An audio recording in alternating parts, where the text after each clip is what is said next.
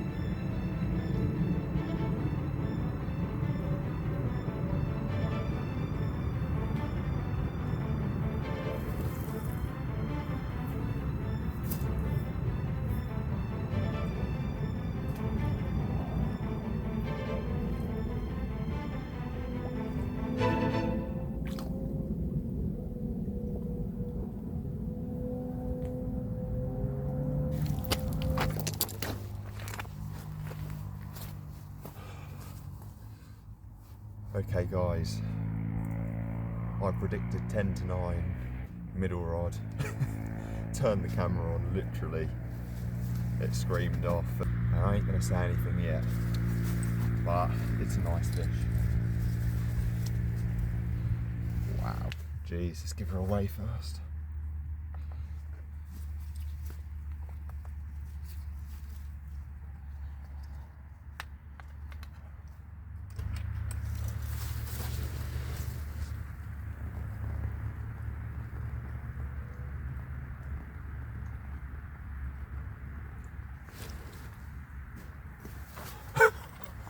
My new PB. Oh my fuck.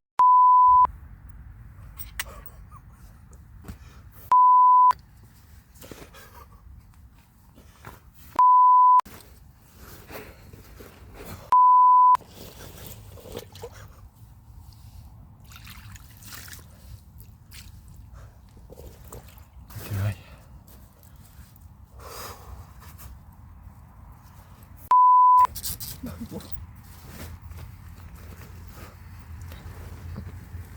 What? Please be. What a fish that is. Oh my god. I'm literally dumbfounded. Absolutely incredible fish. I can barely hold it. I must be weak. that has made my life. Look at how wide it is. The shoulders.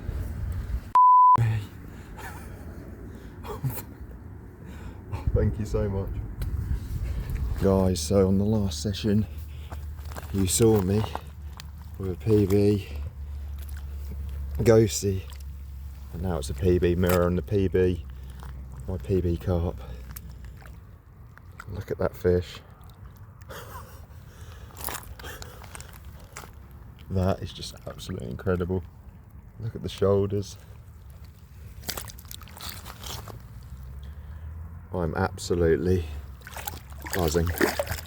And she's ready to go already. Let's have one last look. Look at the width.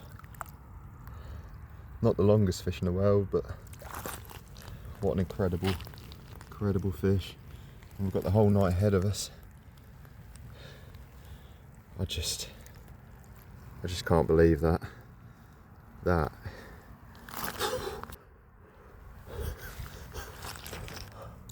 What an incredible fish. Thank you so much.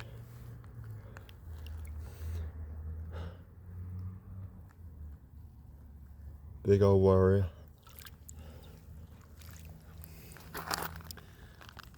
Thank you so much.